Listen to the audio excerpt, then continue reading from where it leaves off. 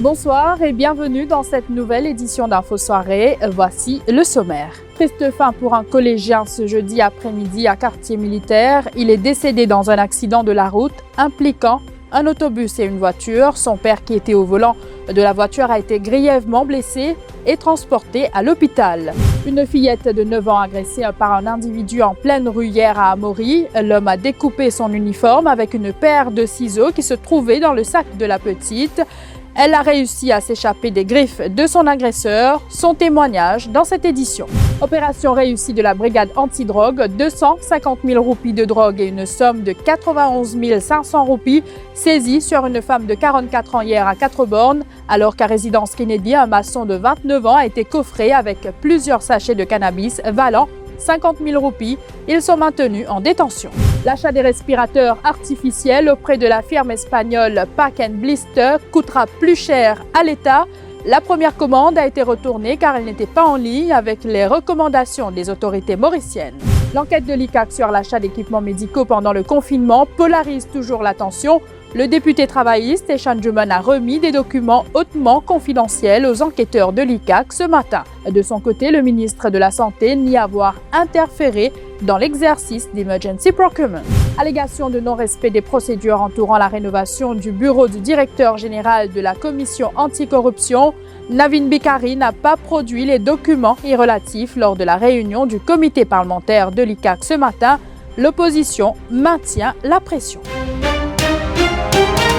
Un véritable drame a frappé la famille Rohoman de Quartier Militaire cet après-midi. Un accident d'une rare violence qui a fait 2 victimes, père et fils.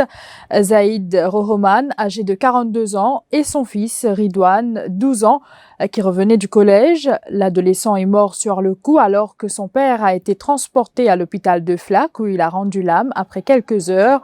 Les faits se sont produits au bypass de Saint-Julien. Une collision est survenue entre la voiture que conduisait Zaïd Rohoman et un autobus. Un proche des victimes s'est confié à Kavina Ramparsad. Menapkan sa nouvelle camarade min là, di Pejamali na Fransa qui comment dire accident en la police indienne. La ligne vini Pejama bien sympathie la ligne sympathie dans la ligne. On s'en comment dire. On finit comment dire. Il avait jamais Zaïd, bien grave, mais il pas jamais pour ses enfants. Après, en 15-20 minutes, il est venu, il a jamais les enfants là, il finit de se dire, il disait pour l'auto là, pour tirer, on va dire. Mais là, à ce stade tout commence à aller. Mais là, il arrive vers 5 heures. Qu'est-ce que tu peux aller? Mais quoi il peut faire ses enfants? Il habite ça, ses enfants. Il habite ses enfants. Tous les jours. Grand matin, il quitte l'école. Après, il s'est soit ça là, moi, je connais ça là, côté clipé, aller si pas une ceci dans une prend les sons, moi, je dire comment dire. Parce que nous va question autres comment dire, nous allons causer comment dire. Oui. Et tu garçon là, comment il était? Tu garçon là bien brillant lui. Il est bien brillant lui. Il est un bon garçon, je suis tout content, lui, je suis tout content de jouer à lui. Il est petit comment dire, enfin il a 11 ans, 12 ans par là. Oui, mais lui, il est bien un petit garçon malin bien comment dire. Oui.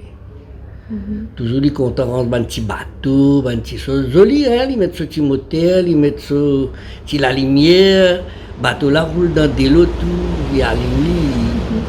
Ou neve là qu'il fait de la vie. Mon neveu là, il a ce snack, il travaille de ce snack. Depuis longtemps, Il snack là depuis bien longtemps, nous, comment dire, une famille travaille, venir, comment dire. Une fillette de 9 ans a eu une peur bleue lorsqu'elle a été suivie et agressée par un individu en pleine rue hier à Amaury. Les faits se sont déroulés alors qu'elle rentrait à la maison Après les heures de classe, elle était accompagnée d'un ami, mais par la suite a dû poursuivre son chemin toute seule. C'est à ce moment-là que le présumé agresseur, qui était à moto, s'est approché d'elle. Selon la fillette, le suspect, qui est un habitant de la région, l'a saisie par les bras avant de découper son uniforme à l'aide d'une paire de ciseaux qui se trouvait dans son cartable. Elle a pu s'échapper et a été admise à l'hôpital de Flac. Avec l'autorisation de ses parents, la petite s'est confiée à Kavina Ramparsad. मेरे पास टेंशन है मुझे वाले शीशे में हमारे पास सवाल आकाश तो ले सू कम पास सवाल जिमनान को मस्वीव मान देनी इनको मस्वीव मान दिन करिए माँ मुझे मगाते इनको भी मुझे पिक मस्वीव लिन ताई हबुतला माँ इंडिया मोलन अब सीज़ोले ताई मोलन sporty Lalaman sobre mon ça c'est qui fait voilà. D'accord. Mais tu as dit que tu as une modelie, tout ça là. Comment tu fais pour sauver? Raconte-nous. Quand une crabe modèle là, mais comme ça, mon récit devant une modèle ici. Lalaman sobre. Là quand mon tazen chez là que moi parce que camarade Mirala. Y a petit quand toi? C'est mon colis dérangé. Les tisouilles? Oui, tu vois. Qui dit toi? Tu as moi un tas de mon pantalon, apporte mon tonne sexe. Betul kan versi kapan bila nak cek terus salah pakai katin. Dan berita mun metli. Orang kaya macam mana sih macam apa cek terus socu buka solido. Memang tu yang mau buka solido. Ou comment on apprend ça quand on gagne? Comment on apprend ça? Beka kuda halakas kuda cakap suka. Lalang telefon Michel jer mas enfant y a tel problème sur l'un déchiré le peuple heureux. Lalang Michel commande à travail. On vient direct nous que ça que tu camarades dans saison. On a problème la dette sur état avant comment y était. On trouve vraiment sur l'un déchiré pour tout. On parle tout là mon couvert on parle tout. On a mené direct station. Ce linge tu déchirais beaucoup? Oui, ce linge tu déchires beaucoup. Ça, tu portes pantalon de côté, tu mets quelque chose. On met ce pantalon de côté. Et nous verrons là dessus la main, dessus les reins pour ici les cheveux. Après dessus chemise, dessus les dos. Un policier de 31 ans lynché par des habitants de résidence Sainte-Claire hier. Cet habitant de Goodlands, qui compte 10 ans de service, était à moto lorsque les suspects lui ont bloqué la route et l'ont tabassé. Le policier a dû laisser sa motocyclette sur place et a pris la fuite. Il a été blessé et transporté à l'hôpital du Nord. Dans sa déposition, le policier affirme qu'il ignore la raison de son agression. Les suspects sont actuellement recherchés. Une femme de 44 ans arrêtée avec de la drogue dans son véhicule sur le parking d'un immeuble à 4 bornières. Rachida Duro, alias Madame, est soupçonnée d'opérer un réseau de drogue à résidence Kennedy. Elle a été appréhendée lors d'une opération de là-dessous de cœur-pipe, de l'héroïne, des graines de cannabis et de la drogue synthétique valant 250 000 roupies ont été saisies, de même qu'une somme de 91 500 roupies. Par ailleurs, lors d'une autre opération, un habitant de résidence Kennedy a aussi été arrêté pour trafic de drogue. Vincent Rosemain, un maçon de 29 ans, a été coffré pour plusieurs sachets de cannabis en sa possession valant 50 000 roupies. Les deux suspects ont comparu devant la justice et sont maintenus en détention. Ces opérations ont été menées par les hommes du Detective Inspector Nondu et du sergent Dilou. Je vous retrouve après cette page de pub.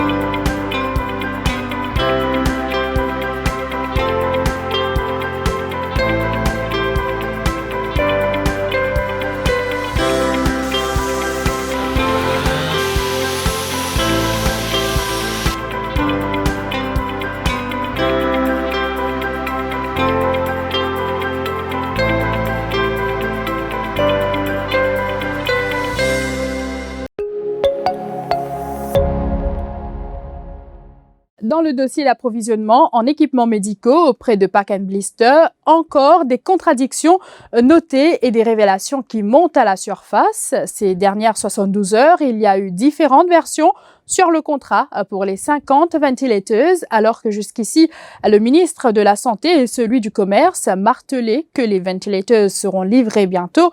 Hier, le Premier ministre lui-même et le porte-parole du COVID-19 Committee, Zubair Jomai, ont emmené un nouvel élément au dossier. Les respirateurs artificiels sont arrivés à Maurice et ont été retournés par le gouvernement car ils n'étaient pas en ligne avec les recommandations des autorités.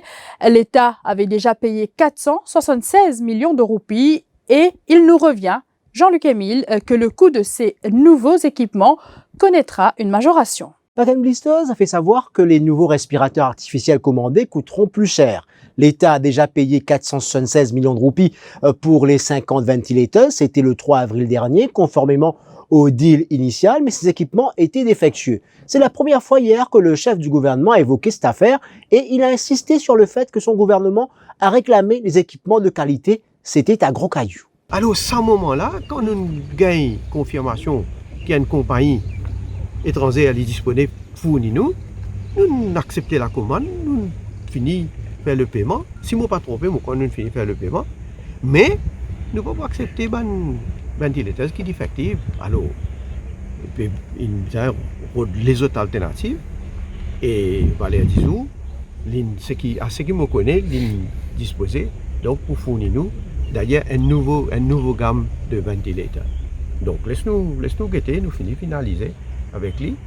Et ça va ventilateur là, si je ne me pas trompé, moi quand on a 50 qui pour venir, ben de toute façon, ça 50 là, il peut bien servir nous parce que les armées nous connaissent qui peut arriver à l'avenir aussi. Hein. Alors, nous devons parer à toute éventualité. Ce que le chef du gouvernement ne précise pas, est-ce que ces équipements sont bien arrivés chez nous? Il paraît que oui. Le porte-parole du gouvernement, Zubair Jomai, dans l'émission Au cœur de l'info sur Radio Plus hier, parle de retour de ces appareils, mais lui ne mentionne pas qu'ils étaient défectueux. Une partie pas délivrée de sa compagnie-là. C'est seulement les ventilateurs justement. Qui sont délivrés, mais nous pas fait satisfait, nous avons nous les notre qualité ventilateurs. Là, bonne ventilateurs, il me semble, peut arriver. Bon, pas suivre ça de près parce que procurement, c'est pas nous. Procurement, il y a un département procurement qui occupe ça. Qui dit équipement dernier cri, dit hausse du coût. Selon une première indication, le montant avoisinerait désormais les 500 millions de roupies. Le paiement initial était sous l'Emergency Procurement. Le coût additionnel devrait être finalisé sous peu et réglé auprès de la compagnie. Véritable casse-tête pour les finances et la santé. Comment présenter ces nouveaux chiffres alors que la polémique, vous le savez, enfle sur le dossier Pack & Blister. Les ventilateurs de la société espagnole n'ont donc pas été utilisés pour soigner les malades de la COVID-19 pendant le confinement. Mais le Premier ministre se veut rassurant en justifiant cet achat. Nous ne savons pas de quoi l'avenir sera fait, dit-il. Toujours concernant cette affaire, le député rouge Eshan Juman a remis des documents qu'il a qualifiés de compromettants à l'ICAC ce matin, des informations qui, dit-il, n'ont jamais été révélées jusqu'ici. Il s'agit des noms des nouvelles compagnies qui auraient bénéficié de certains contrats avec l'Emergency Procurement. Il lance un appel aux limiers à poursuivre leur enquête en toute impartialité. Eshan Juman, des propos recueillis par Shezad Jadou. Je besoin de dire que enquête à l'ICAC qui bien recevoir nous, je suis très coopératif et moi, je tiens dans mon position d'information troublant et après qu'il l'ICAC demande l'enquête hier, après qu'il mon collègue Patrick Garcia-Vaden il fait une requête à l'ICAC pour commencer une enquête et je dis à l'officier l'ICAC aussi, je m'espérais que l'ICAC encore une fois pas une machine à laver pour une blanchie. J'espère qu'ils ont allé jusqu'au bout. La cause ça qui m'a venu pour nous aller jusqu'au bout, me donne toute information pour me dire une information liée à jusqu'à équipement médical, jusqu'à médicament, un document troublant, mais comment on pourrait dire un document assez pas assez mais confidentiel. Et il y a une compagnie qui dans distribution et commercialisation médicaments, ils envoient cotation bien moins chère, originale, et le même médicament, nous acheté générique et nous payons beaucoup plus cher avec les autres compagnies. Séance houleuse ce matin lors du comité parlementaire de l'ICAC. Le directeur général de la commission anticorruption n'a pas déposé les documents relatifs à la rénovation de son bureau comme il l'avait promis la semaine dernière lors de la précédente réunion, ce qui a provoqué l'indignation des membres de l'opposition. Navin Bikari, pour sa défense, a affirmé qu'il y a eu un internal audit report et un external audit report sur toute cette affaire, d'ajouter que les conclusions de ces deux rapports ne l'incriminent pas. Shivani Venkatachelem. Une réponse qui n'a pas plu aux parlementaires de l'opposition et du gouvernement siégeant sur ce comité. Ils ont ainsi réclamé des explications du directeur général de la commission anticorruption et ont exigé à ce qu'il fasse circuler les audit reports effectués sur la rénovation de son bureau. Dans un premier temps, Navin Bikari a affirmé qu'il ne pouvait divulguer aucune information. Il a été épaulé par le conseiller légal de la commission anticorruption. C'est là où le ton est monté. Les membres de l'opposition travailliste et PMSD confondus ont alors brandi la section 61 de la Prevention of Corruption Act 2002 et ils lui ont fait comprendre que c'est le comité parlementaire qui approuve le budget de l'ICAC et qu'il était important de savoir si l'argent est utilisé à bon escient. Navin Bikari est devenu émotionnel et a affirmé qu'il n'a pas quitté les États-Unis pour subir des critiques injustifiées à Maurice. Avec l'insistance des membres du comité parlementaire de l'ICAC, Navin Bikari a affirmé qu'il compte circuler les rapports dans les semaines à venir car il les a reçus hier et qu'il devra obtenir le feu vert du conseil d'administration de la commission anticorruption. C'est ici que prend fin cette édition. Merci de l'avoir suivi. Très bonne soirée à vous. L'info en continu sur le www.defimedia.info.